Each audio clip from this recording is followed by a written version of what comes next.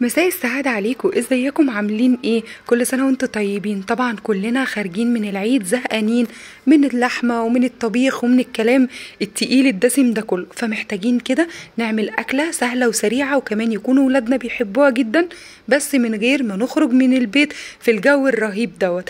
النهاردة هنعمل مع بعض أحلى بيتزا هشة وقطنية ومغذية بطريقة رهيبة جدا بجد. يعني مش هتشوفي البيتزا دي في اي حتة غير عند انجي. وكمان عملت من اللي اتبقى من العجينة ميني بيتزا كده، شايفين شكلها تحفة والعجينة هشة جدا. يلا بينا نصلي على الرسول ونشوف مقاديرنا على طول.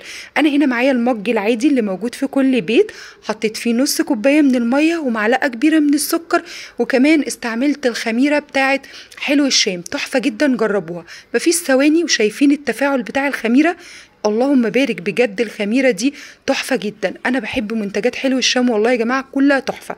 هنضيف بقى الخميرة بتاعتنا على كيلو من الدقيق، وكمان عليه معلقة صغيرة من الملح. هتقولي خلاص كده يا انجي، هقولك لا استني، عايزين العجينة بتاعتنا تبقى مغذية ومفيدة لولادنا، مش مجرد عجين وخلاص. هنضيف بضاية وهنضيف كمان كوباية زبادي كبيرة، وكمان هنا انا ضفت زيت زيتون. فلو مش موجود عندك تقدري تستخدمي الزيت العادي، موجود عندك يبقى تمام، لان اساس البيتزا هي زيت الزيتون. هنعجن بقى الكلام ده كله، وطبعا هنزود المية على حسب ما تحتاج العجينة بتاعتنا.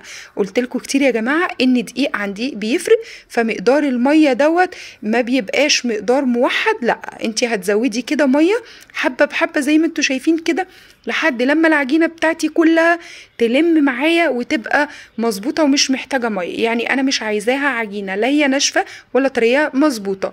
وبعد ما نعجنها 10 دقايق كويس جدا، هحط عليها كده شوية من الزيت واقلبه كده في العجينة وفي البولة، وهغطيها على طول بستريتش وفوطة نضيفة، وهشيلها على جنب. مش هتكمل ربع ساعة لان الجو حر وفظيع جدا، وهتكون الخميرة اختمرت، العجينة اختمرت، شايفين شكلها اللهم بارك بجد تحفة جدا جدا.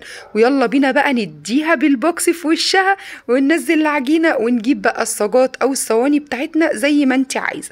انا هنا جبت الصاج وابتديت اعمل يعني هعمل فيه 2.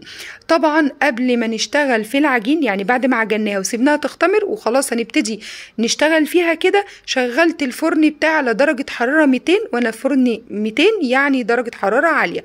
اوعي تشغليها على 180 علشان ما تنشفش منك. وبعد ما فردتها كده بالشوكة بقى، وافتكري اي حد مضايقك وابتدي كده ايه نغزي فيه.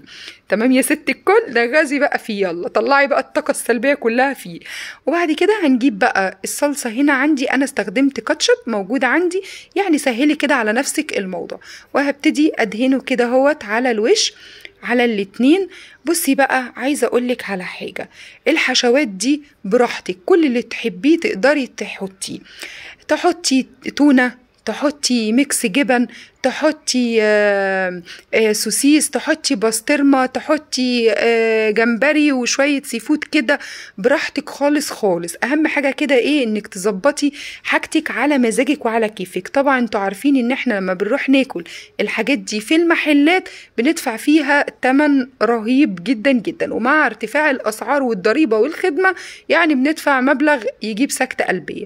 وبنلاقي كمان ايه يعني الجبن كده او الجمبري والحاجات دي تلاقيهم مش عارفة تايهين، مفقودين، ما بتلاقيهمش اساسا، فبيضحكوا علينا بصراحة. فلكن انتي بقى في البيت كده تكوني سخية مع نفسك، تظبطي حالك، حطي بقى زي ما انت عايزة. انا هنا حطيت على الاتنين فلفل الوان شرايح اخضر واحمر، وشرايح الزيتون، وحطيت كده ميكس من الجبن زي ما انتم شايفين. الاولانية هحط عليها شرايح من السوسيس زي ما قلت لك، حطي اللي انت عايزاه. وميكس الجبن انا موتزاريلا وشيدر ورومي، مفيش حاجه موجوده منهم من الرومي او الشيدر تقدري تستغني عنها، لكن الميكس ده بصراحه بيبقى خطير مع بعض. التانية دي عملتها بسطرمه شايفين بالشكل ده، وندخلها بقى كده ايه الفرن. بس نحط بقى ايه شويه كمان شويه سخاء، ما تبقوش بخله مع نفسيكوا زي ما قلت لكم كده، دلعوا نفسيكوا او دلعوا كرشكوا يا جماعه ودلعوا ولادكوا. فحطي بقى كده ايه حبه كده بسخاء حلوين. انا بصراحة بحب الجبن، فبحب كده ايه ازود منها، وبصراحة بتطلع تحفة جدا. اهم حاجة تستعملي نوع جبنة يكون كويس عشان يديكي طعم حلو. فنظبط كده بقى الحاجات بتاعتنا دي وبعد كده ندخلها الفرن. وانا كمان عملت بيتزاية كبيرة كده حجم عائلي، شايفين دي عملتها جبن بس، فلفل وزيتون شرايح وجبن، بحبها قوي بصراحة. بصي مش هتاخد معاكي 7 دقايق في الفرن، 10 دقايق بالكتير. اللهم بارك. حطيتها طبعا على الشبكة، مش تحت على الأرضية، على الشبكة. وبصي شايفة طرية ازاي وبتطلع بكل سهولة ما شاء الله، لأن العجينة بتاعتنا معجونة كويس ومقاديرها مظبوطة وعاملين حاجة ممتازة. يلا بقى نقطعها زي ما المحل بيقطعها لنا كده بقى بالسكينة، بالقطاعة دي بتاعت البيتزا، بأي حاجة هتقطعيها. المهم ان هي تاخد معاكي ايه شكل المثلثات ده.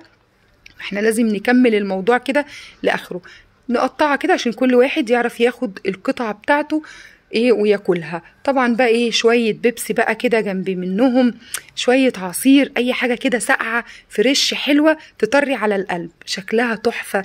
ودي بقى اللحظة اللي ولادي وانا ببقى واقفة مستنيها، هي اللحظة دي هنا قلبي بيدوب دوب، طعمها تحفة. اتمنى ان انتوا تجربوها، واتمنى ان بجد تبعتولي تعليقاتكم، وان شاء الله اشوفكم فيديو جديد واقول لكم مع الف سلامة.